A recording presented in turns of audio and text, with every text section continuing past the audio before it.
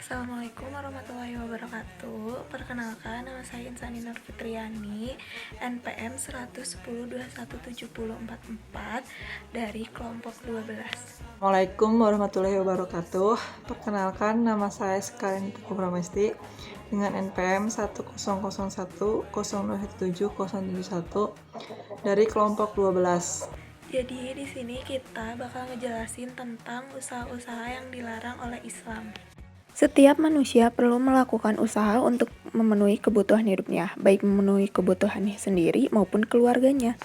Di antaranya adalah berbisnis. Dalam berbisnis terdapat etika-etika yang harus diperhatikan dalam menjalankan sebuah bisnis.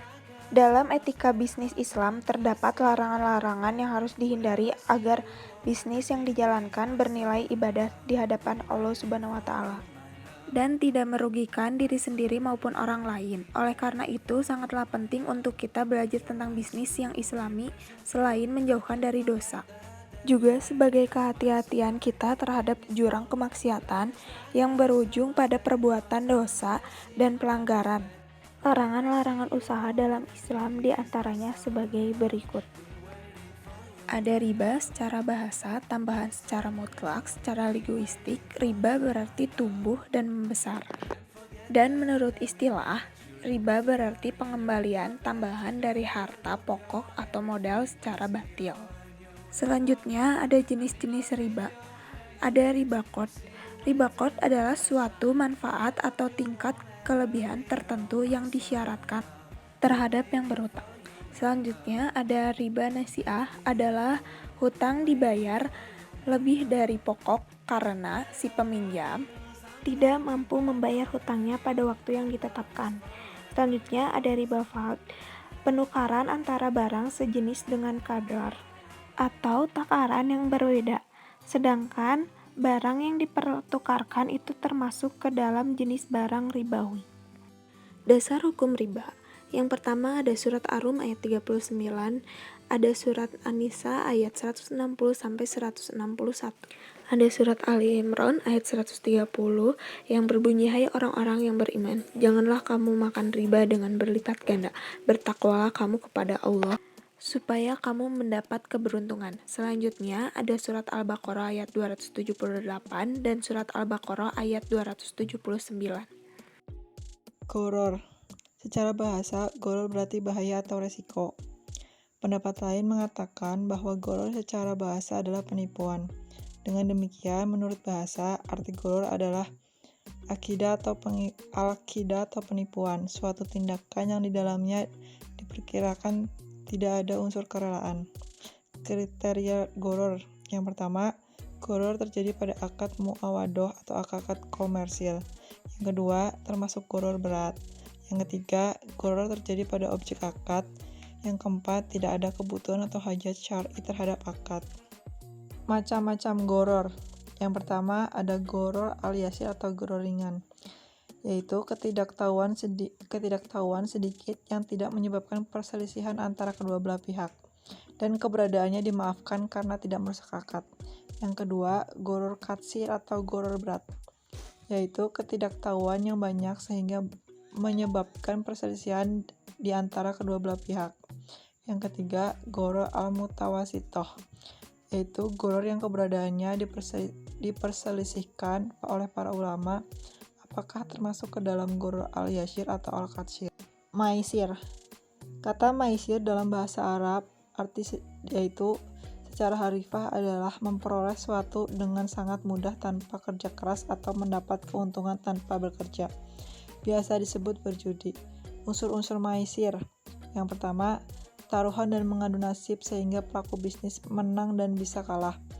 Yang kedua, seluruh pelaku maisir mempertaruhkan hartanya. Pelaku judi mempertaruhkan hartanya tanpa imbal atau muqabil. Dan yang ketiga, pemenang mengambil hak orang lain yang kalah karena setiap pelaku juga memberikan manfaat kepada lawannya. Ia mengambil sesuatu dan mengadu nasib, tidak ada target lain. Dasar hukum dari maisir yaitu Quran Surat Al-Maidah ayat 90 yang artinya, hai orang-orang yang beriman, sesungguhnya minum khamar berjudi atau berkorban untuk berhala, mengundi nasib dengan panah adalah perbuatan keji termasuk perbuatan syaitan. Maka jauhilah perbuatan-perbuatan agar kamu mendapat keberuntungan. Bait laki al-jub ar-rukban, yaitu sekelompok orang yang menghadang atau mencegat pedagangan yang membawa dari pinggir kota atau di luar daerah pasar. Mereka sengaja membeli barang dagangannya sebelum mereka mengetahui harga pasar. Mereka mengatakan kepada pedagangan bahwa harga sedang jatuh, pasar sedang sepi. Tindakan mereka itu mengakibatkan pedagang tertipu, sementara mereka sendiri membeli barang dagangannya dengan harga di bawah standar. Tindakan mereka seperti dilarang yang dapat mengakibatkan kemudaratan atau kerugian terhadap pihak perdagangan. Dalam hadis Abu Hurairah, Rasulullah SAW bersabda, "Janganlah menyebut para pedagang luar. Barang siapa yang menyebut lalu membeli barang darinya, lantas pedagang luar tersebut masuk pasar dan tahu ia tertipu dengan penawaran harga yang terlalu rendah, maka ia punya khiyar atau pilihan untuk membatalkan jual beli." Hadis riwayat Muslim nomor 1519. Transaksi ini dilarang karena mengandung dua hal. Yang pertama, rekayasa penawarannya itu mencegah masuknya barang ke pasar atau entry barrier. Yang kedua, mencegah penjual dari kota untuk mengetahui harga pasar yang berlaku. Sebagian ulama menjadikan talak kirban haram dengan beberapa syarat di antaranya. Haram jika orang yang menghadang berbohong mengenai harga yang berlaku di kota hingga dia membeli dari rombongan penjual dengan harga yang jauh lebih mudah dari harga semestinya. Haram jika si pembeli mengabari rombongan itu bahwa untuk bisa masuk pasar diperlukan biaya yang besar.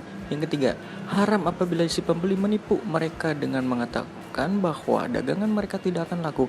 Semua syarat disebutkan tidak dilandasi dengan dalil pun. Dalam bahasa Arab, prostitusi atau pelacuran diartikan dengan zina. Kata zina dalam bahasa Arab adalah bai'ul irdi, yang artinya menjual kehormatan. Jadi, pelacuran bisa juga disebut dengan penjualan kehormatan. Dari orang yang melacur bisa disebut dengan penjual kehormatan. Dari segi hukum sudah jelas bahwa prostitusi atau pelacuran menurut ajaran Islam hukumnya haram. Menurut penulis bahwa terjadinya prostitusi dan perzinahan disebabkan oleh beberapa hal berikut: lemahnya iman, minimnya ilmu pengetahuan agama. Di atas telah dijelaskan bahwa hukum berbuat zina itu haram. Kemudian gaya hidup, materialisme, dan hedonisme. Kemudian lingkungan yang tidak kondusif. Oleh karena itu Allah membalikan keadaannya menjadi orang yang paling hina dan paling rendah di sisinya. Lalu bagaimana kalau Allah menghinakan mereka baik di dunia dan di akhirat? Yang pertama, munculnya berbagai penyakit. Yang kedua, hilangnya harga diri. Dan kemudian yang ketiga, kerusakan moral dan akhlak.